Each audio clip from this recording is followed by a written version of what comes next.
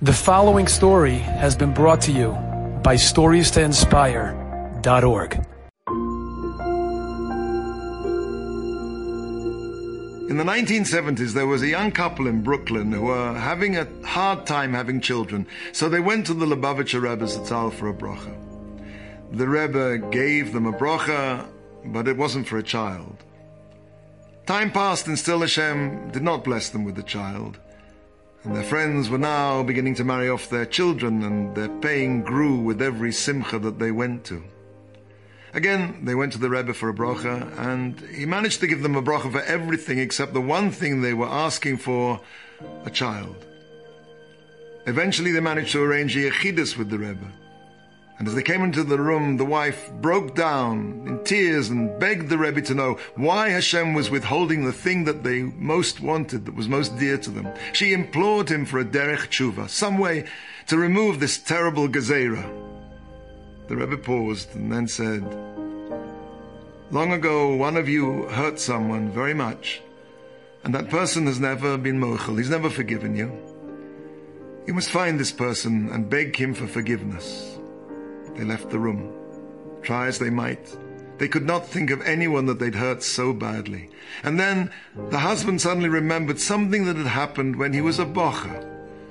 One of the bochrim in the yeshiva was getting married in Chicago, and the yeshiva had a van, and all the friends went out by bus. On the way back, they traveled overnight. Now, one of the bochrim was a big Yerushalayim who was makpid to always put Nagelwasser next to his bed, and this trip was no exception. He curled up in his seat with his Nagelwasser in a bowl on the seat next to him. The husband of this childless couple was a bit wild when he was young, and he thought that putting Nagelwasser on the next seat to you in a bus was a bit extreme. And so when the bocher fell asleep, he took the Nagelwasser and he hid it. After some hours, the driver turned into a truck stop so everyone could get down from the bus. And the bocher wouldn't get down from the bus because he was makpid not to take 3 psiot without Nagelwasser. So he started to bang on the window of the bus so the other bochrim would hear him and bring back his Nagelwasser. Everyone was laughing at him until the bus driver said, "Come on, that's not nice. Give it back to him." The bocher was so upset, he said, "I'm not moichel you. Ever, not in this world and not in the next." The husband searched and he found the man who was still living in Brooklyn.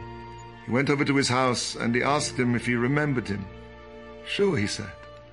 "And I also remember what you did to me on the bus. You should know I don't forgive you. I'm not moichel."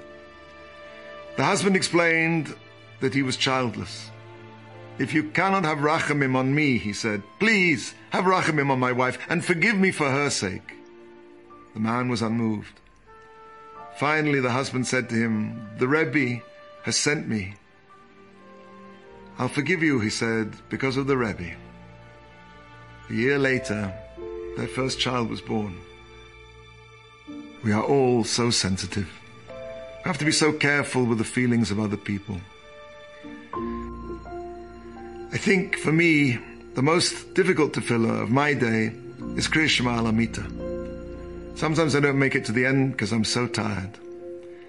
But if Nagelwasser is the first thing we do in the morning to remove the tumor from our hands, surely the last thing at night that we should do is to remove resentment, grudges, and hakpodah from our hearts before we give our souls to the hand of Hashem in sleep. And Bezos Hashem, in the schus of forgiving others, we will touch the hearts of those we have wounded, and they will be moichel. Enjoyed this story? Come again. Bring a friend. StoriesToInspire.org